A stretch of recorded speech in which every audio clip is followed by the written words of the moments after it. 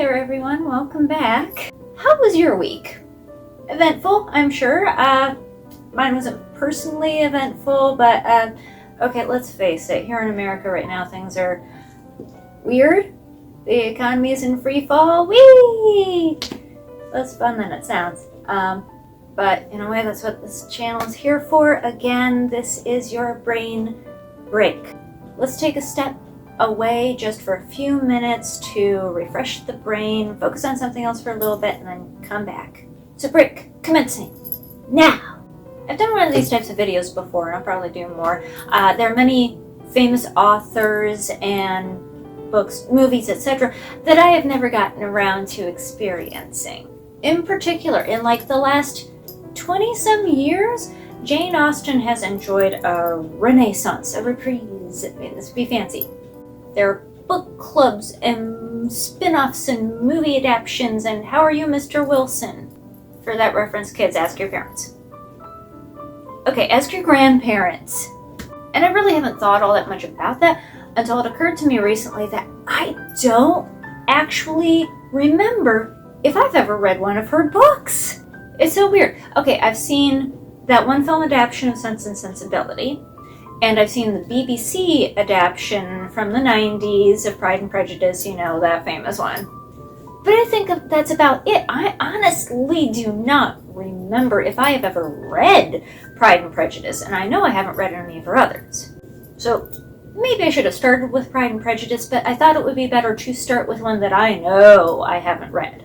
And I also thought I should start with one of the most currently popular, at least according to a lot of Austenite videos I have seen. So, if you can see this with the library binding and the very small... This is Emma. Emma it is. I have just finished this and thoughts are fresh. So, here we go. This edition that I have read is the Everyman's Library, published by Alfred A. Knopf. First included in Everyman's Library in 1906. This has an introduction, bibliography, and chronology, copyright 1991. Although this particular copy at least seems newer than that, it doesn't seem like very many people have read this one. The front cover is an illustration of Jane Austen around or about age 17. I didn't know that until I looked at the information for this video, and I thought it was just a painting of this pretty little girl who my brain filled in as Emma for the book. Also, obviously, this is a library book. I wasn't sure how I would like it, so I didn't actually buy a copy for this video. So, according to my math, which is never wrong, Jane Austen was around or about 38 years old when she wrote this book. The introduction on this edition is by Marilyn Butler, a former professor of English literature at Cambridge and author of a couple of Austen-related books. She passed away in 2014. And while interesting enough, I started, but I did not finish reading the introduction, as that itself runs about 27 pages long and has a decent amount of spoilers for someone who has never read the book.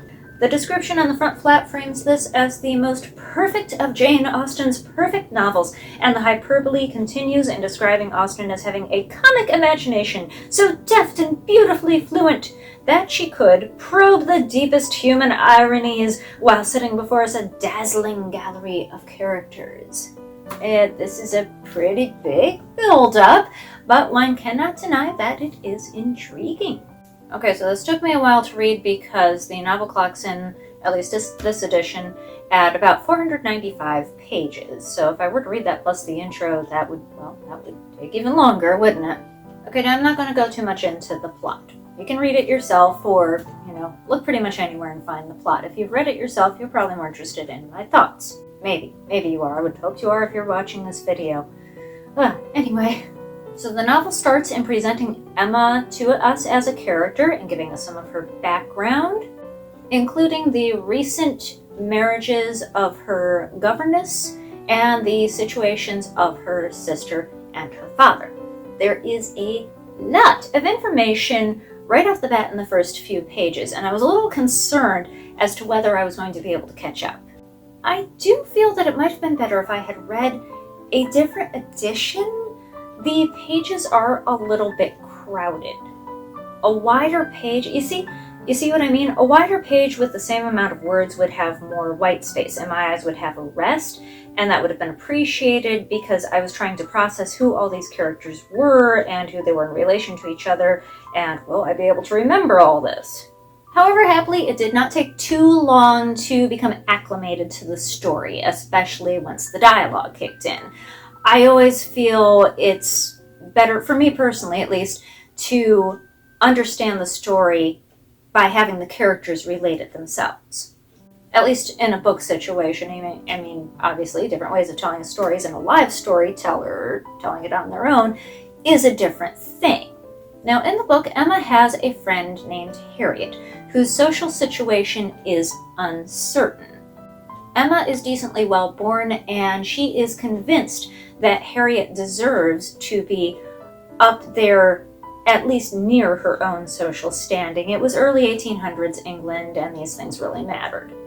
So she determines to help Harriet make a good match. Now, that's what I've heard about this book, is that Emma is a would-be matchmaker. However, this is really the only match that she overtly attempts to make.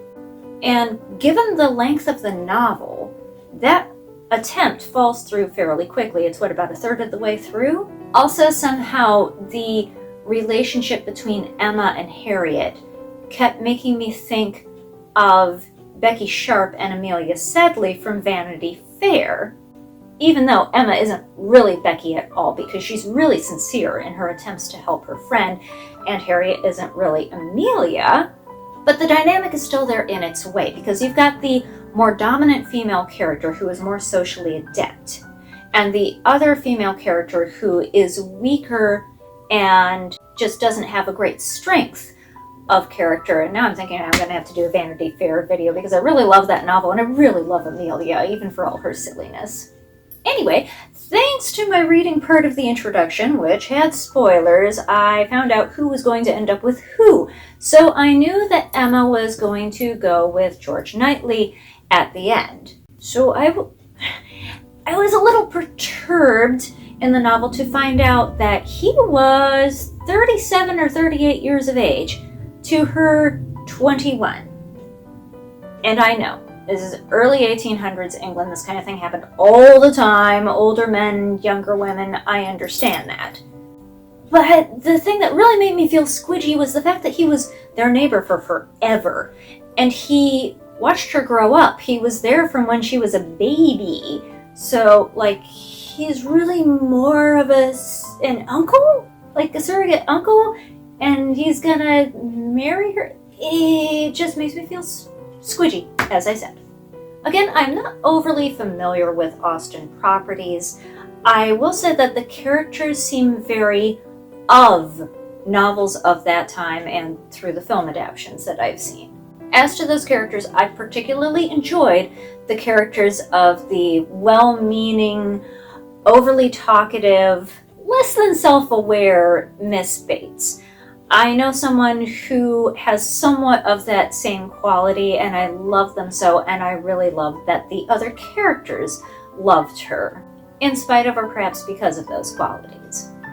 And on the flip side, I also love the equally oblivious but far more self-centered and rather annoying, but in an entertaining way, Mrs. Elton, because I know people like that too. So these characters, yes, have timeless qualities, and I understand that that is a major Austen thing. You can still relate to her characters. So, okay, I enjoyed this book. It was a bit long, and I don't feel that it was a reread. There were no particular lines or scenes that really stood out to me. And like I say, perhaps the length of the book, you could see the Jane Shelton and Frank Churchill subplot. You could see the resolution to that coming a mile away. And as to the resolution of that, I would have appreciated figuring it out in the plot around the same time as Emma. But as it was, I figured it out much sooner, and then I was kind of just waiting for her to catch up. Come on, babe, you're a smart cookie. Come on, it's right there in front of you. I mean, admittedly, sometimes we don't see what's right in front of our noses, and I get that. But admittedly, sometimes we don't see what's right in front of our noses, and I can get that. But it made me a little bit impatient. And I do think the whole thing could have been resolved faster, but I do understand this was a serialized novel, as was so common at the time. So it makes sense for any author who does that to stretch out the plot a bit. Plus, which maybe they didn't actually know how the novel was going to end when they started. That's entirely possible as well. Plus, which in the plot, you've got several young couples who you're going to try and get together and resolve their romantic plot lines, and all that takes time. Gosh, this reminds me of a Gilbert and Sullivan operetta. If you're familiar, any of the young couples, at least sometimes the older couples too, those people have to get together, and you have to have several couples by the end of the story. So yeah, although there were a few lines here and there that I'm going, ooh, that was quite good, I was not bowled over by the novel as a whole. Maybe because I'm not a romantic, but I mean, these aren't overly romance novels. But then again, there's a sort of romantic intrigue going into it, and I just like, it doesn't quite do it for me, I guess. Then again, it was well written and enjoyable, and I wouldn't be averse to reading more Austen. So that's a good question. Besides Emma, what is your favorite Austen novel, if you have one? And what do you recommend for me to try reading next?